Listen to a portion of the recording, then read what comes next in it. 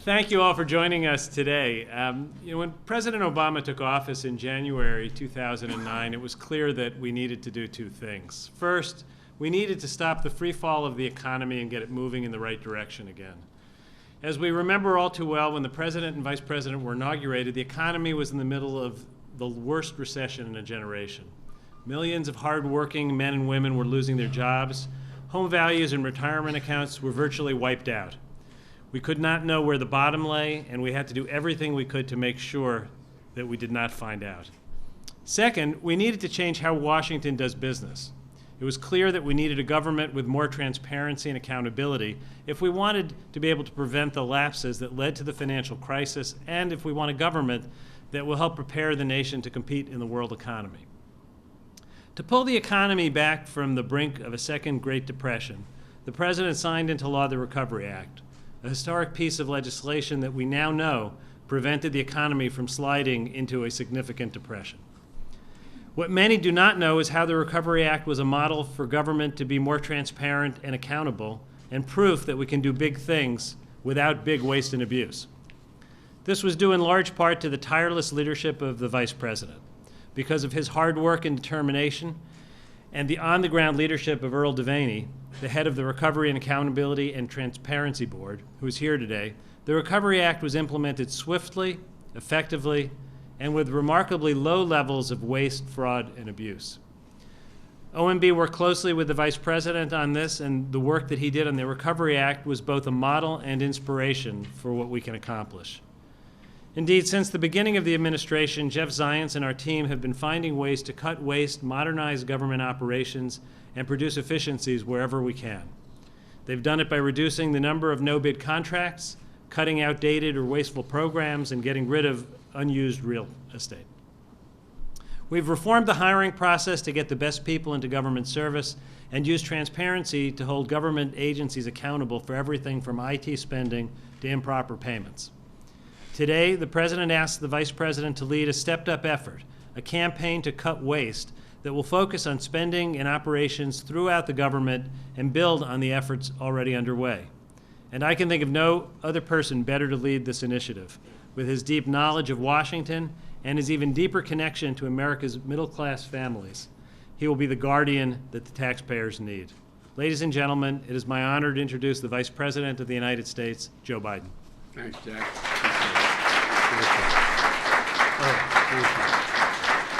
Folks, thank you very much, Jack, and thank you, Earl. And I want to say at the outset, whatever we and many of you in this room are the reason why we succeeded in eliminating, to the degree we did, waste, fraud, and abuse.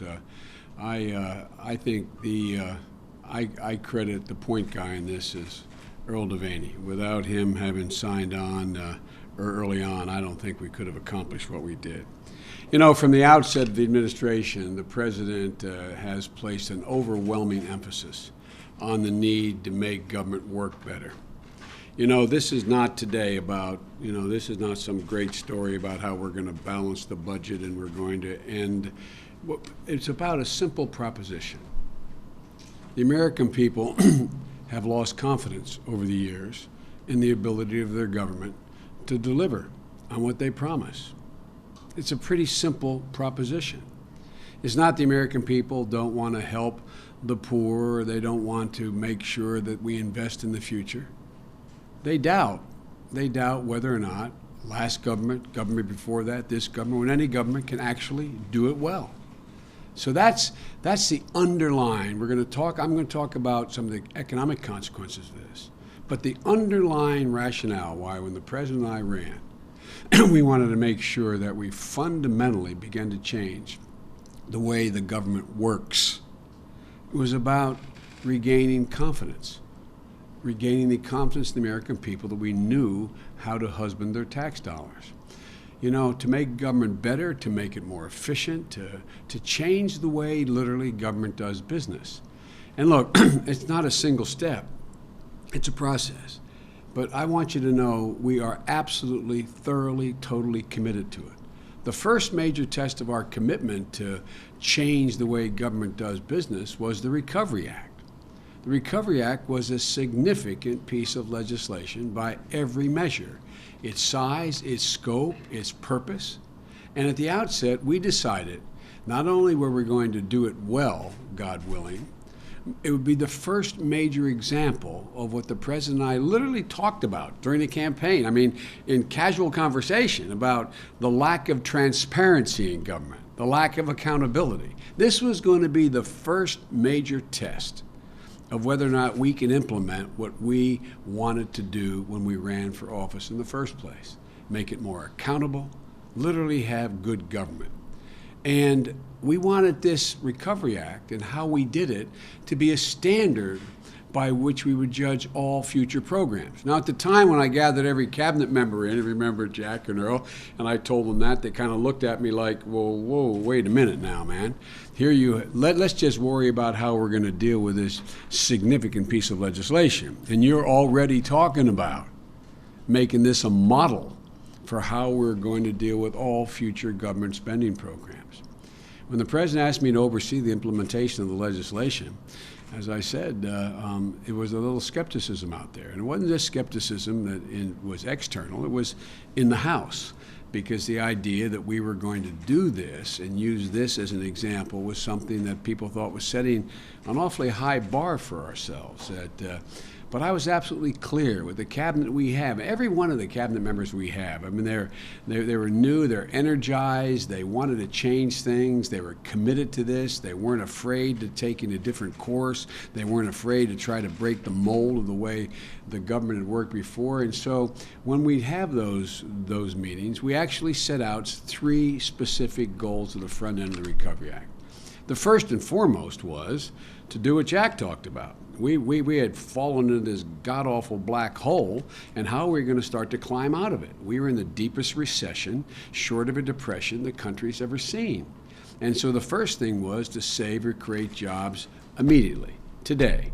That was the first purpose of it. The second was to lay a foundation for longer-term prosperity in the areas of innovation and investment in education and infrastructure. We know they're all major pieces of what the future has to look like. So there were significant investments in the Recovery Act in those 3 areas. But there was this third standard that no one would have believed if we had announced it when we did announce it, but no one paid much attention to it, and that was a new standard of transparency and accountability so that the taxpayers would know where their dollars were going and whether or not they're being spent wisely. I remember when I sat with Earl, he's heard me tell the story, and he's probably told it a number of times. We're sitting in my office, I said, Earl, I'm going to recommend you to head up the Recovery Board to the President of the United States. And I said, I'd like to ask you a favor. And he looked at me like, wait, I'm going to be kind of independent. We're not doing any favors here, Biden. And I said, no, here's the favor. I said, when you uncover any significant or not even significant waste or fraud in the implementation of this program, I want you to tell me. And he looked at me. I said, so I can announce it. I'll never forget what he said. He said, that's novel. That's novel. The whole purpose here was, again, to begin to regain the confidence of the American people, that we meant what we said. And many of you remember there were a lot of predictions about how we were going to waste tens of billions of dollars. Here's one quote from the Washington Post, quote, we don't have the means to make sure that we don't blow through billions of dollars and give it to the wrong people. We're on track to lose billions, if not tens of billions, in waste, fraud, and abuse. And there was some reason for people to think that. It wasn't an outrageous notion. It wasn't some, political hit. I mean, it was not an unreasonable thing to assume. To implement an act that was as big as this in 18 months with billions of dollars. And there was some truth also to the fact that we didn't have all the tools. We didn't have all the tools. And that's where Earl came in. Nothing that I've done before or anybody's tried to do has been as massive as this undertaking. It was gigantic. So the first thing we did was to get the toughest inspector general in the government. And that's not hyperbole, that's literally true, and ask Earl Devaney to take it on. I asked him again to kind of put together the president, I love this, keeps referring to me as a sheriff. No one messes with Joe. I wish they'd tell that to my wife and kids and grandkids. So I asked Earl to form a posse, basically, and go out and get the women and men in his field who were the best at this to put together a way in which we could fundamentally do this differently. What Earl did was set up the Recovery Act Transparency Board. The Recovery Accountability and Transparency Board has literally shifted the paradigm. It has begun to change the culture. Not from what, by the way, is not a criticism, but up to now it's been fraud occurs, go find the person who committed the fraud. Go find the criminal. Go find the person who did the bad thing to the American taxpayers. Well, Earl and Jack and others had the notion that what we should do is we should be setting up mechanisms by which we would deter, not just detect, deter the fraud from ever occurring in the first place. You know, where once the focus was mainly on those who engage in fraud, now we were using sophisticated tools that were shining a very bright spotlight on the abusers that, so they don't even try. And by the way, you know, what these guys did, they did something that would seem straightforward and simple, but it was just not, you wouldn't think of it ordinarily inside government. They went and spoke to guys at the FBI, the CIA, the Homeland Security, and said, how do you do it? What mechanisms that are constitutionally permissible are we able to put in place that can allow us to determine whether or not this check we're about to write to so-and-so enterprises to build, 27 crosswalks, et cetera. How do we know? What would you be doing? I'll never forget going over to the war room with Earl and his folks. It looks a little like a war room. And if the press hadn't been there, you ought to go see it. I mean, there's all these TV monitors, people sitting in front of it, all this input information going in. And they gave me an example. There was one guy who ended up having it turns out I think it was 4 or 5 corporations that he had set up, and advertising he had this great business enterprise going, and there were 4 different ones or 5 different ones. It turns out they were able to literally pinpoint, using Google, showing on a map, this guy lived on a quay in Florida with his boat parked outside, and all 5 companies or 4 companies, all the money was going to that guy there, which raised a few alarms. The money never went. It never got there. It got prevented.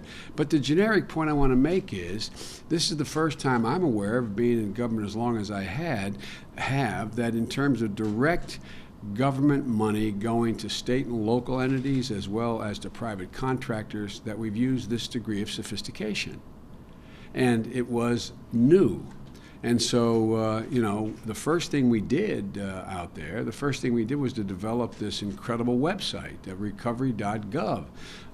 Quarterly, the site gets updated with details from people who have recovery contracts and grants, and these people who have taxpayers' dollars, so that the American people can go on a website and find out who got the dollar, whether or not what they said in a description of what they were doing and what the contract was for, and they could literally go, if I could keep this example of a crosswalk, they go down the crosswalk and see whether or not it was built, whether or not there's 10 guys standing around or no one there. I mean, people could they sort of became we created hundreds of thousands of IGs who were literally making contact, and they'd know whether or not the road project we announced was actually being done, whether or not at 9th and Main, the thing we said was going to happen was actually happening. They could check out the construction site, and they also gave us all kinds of information came flowing in.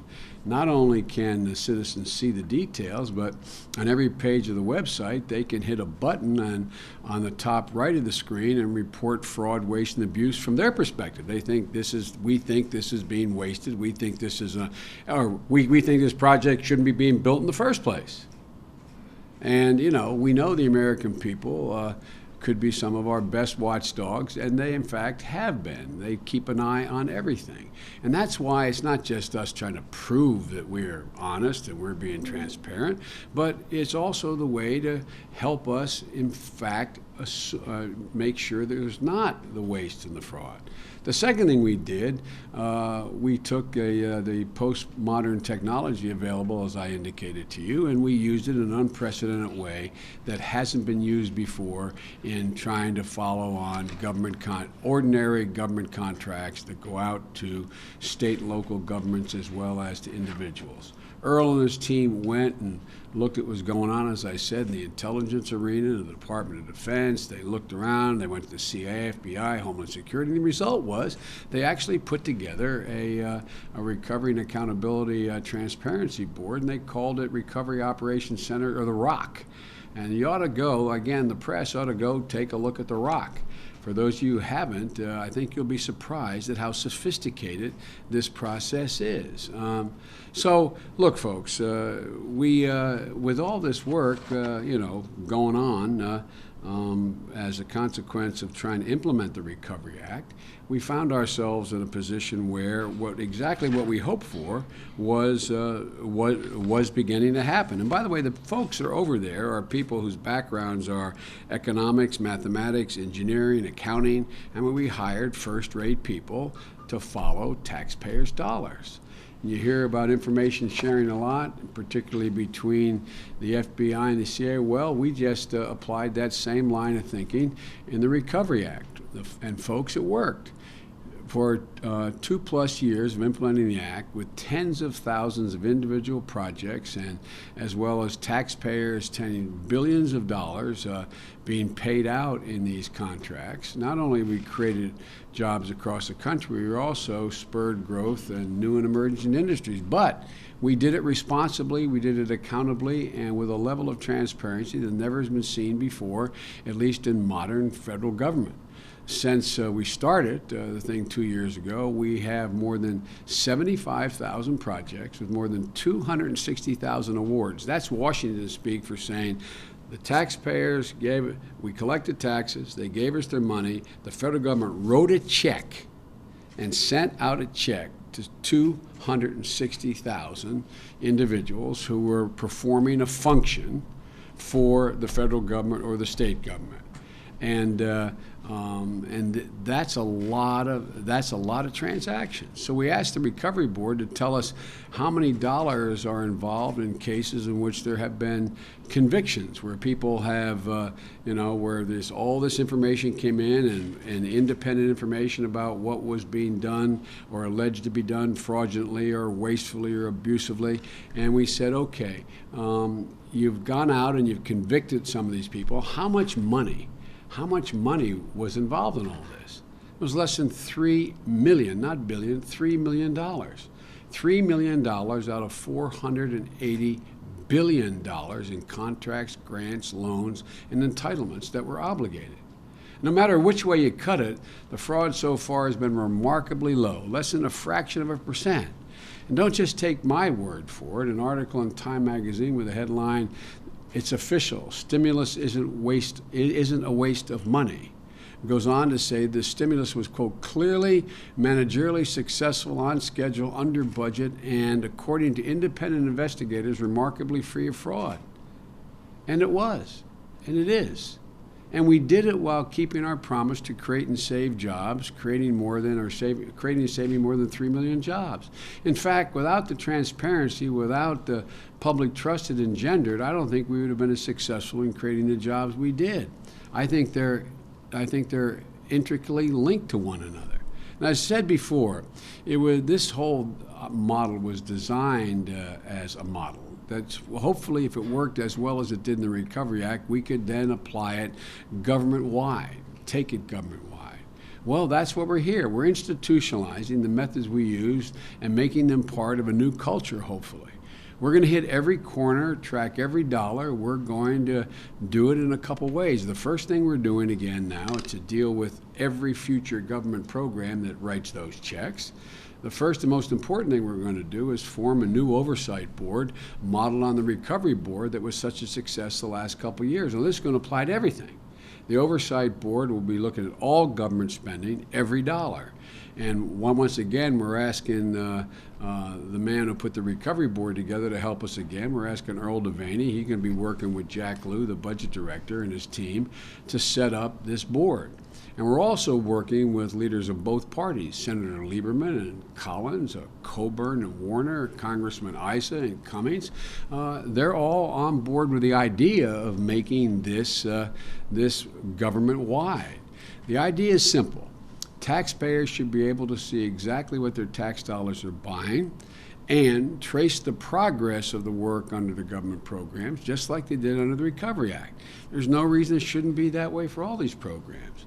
And they should be able to have confidence that their dollars are not being lost to waste, fraud, and abuse, just like I hope they've now gained confidence that that's exactly what happened. It did not happen in the Recovery Act. The kind of online tracking of dollars you can now see in recovery.gov and the cutting-edge technology used to prevent fraud by the Recovery Board can and should be applied, as we said, government-wide. The best inspectors generals, the best chief financial officers from the agencies, many of whom are in this room today, we're going to bring all of them in to serve with this board. Second, we're insisting that every federal agency is focused on transparency and accountability. And toward that end, the bad news for the cabinet members is I'm going to be continuing to hold these cabinet meetings on a regular basis. Actually, I think they enjoy it as much as I do because they are as focused on it. Unless waste and fraud and transparency are at the top of your agenda as a cabinet member, it's not going to get done. There's too many other tugs and pulls on your performing your job.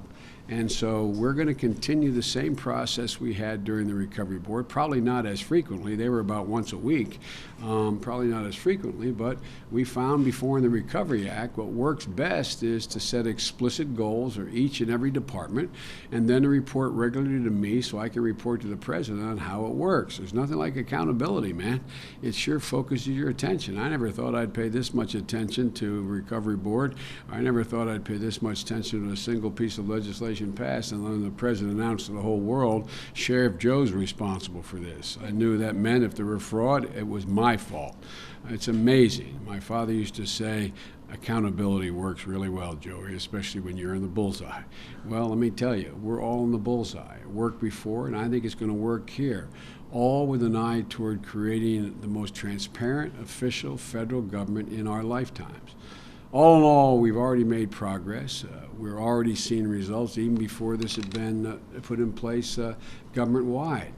In each of the first 2 years in office, we've identified approximately 120 areas to streamline or to cut, saving $20 billion thus far. We've changed the way the federal contracting works, as Jack referenced. There's a great deal of waste and redundancy in federal contracting. 1 in every 6 federal dollars spent, hundreds of billions, 1 in 6, hundreds of billions of dollars is for contracts the federal government signs with a private entity. There's significant waste, particularly in no-bid contracts, and that's why OMB has been so focused on it. We successfully cut contracting costs for the first time in 13 years last year, saving $15 billion over the period, and we cut those no-bid contracts by nearly $5 billion. We've also cracked down on improper payments, which is when the government sends a check to the wrong person, the wrong amount, or for the wrong reason. It's outrageous waste, and after years of neglect, we're beginning to focus on it because, as old Willie Sutton said, that's where the money is. There's a lot of money there. Just last year, we avoided nearly $4 billion in improper payments and recovered more than $600 million of those that were improperly paid, and we got them back. Everyone knows we waste billions of dollars on federal property, federal buildings we don't need, half-empty billions, multi-million-dollar properties that have sat vacant for literally years. There's a 1 million square foot warehouse in Brooklyn. It's been empty for 10 years, and it cost tens of thousands of dollars just to keep it empty. I mean, just to maintain it, it costs tens of thousands of dollars a year. So, in addition to not wasting money keeping a building that is empty out there, we also made money in selling the building. We sold it. There are buildings like this all over the country, and we put forward a proposal to cut through the red tape and finally get rid of tens of thousands of unneeded federal properties that are on the books. The combination of savings of the cost of maintaining them as well as the cost of the benefit of selling them, we expect to save this year $15 billion. Folks, I could go on. Let me say, this is not the answer to our long-term economic problems worldwide and solving the multi-trillion-dollar accumulated debt, but it is really, really important. It's about changing the attitude about how we do business. We're absolutely convinced that there are billions and billions of dollars out there that we can save just by focusing harder on this stuff, just by doing our job, and we need to look harder at savings. The president put me in charge of working with the Democrats and Republican leaders in the House and the Senate to reduce the deficit by $4 trillion over 12 years. Those talks are going on. I believe we will meet that objective. We're talking about here today is cutting waste. It's not going to solve, as I said, the $4 trillion problem, but guess what? If we institute it now and we do it well, it will be left for every future administration, and we will save over time hundreds and hundreds and hundreds of billions of dollars that heretofore have been wasted. And it will also instill a sense of trust.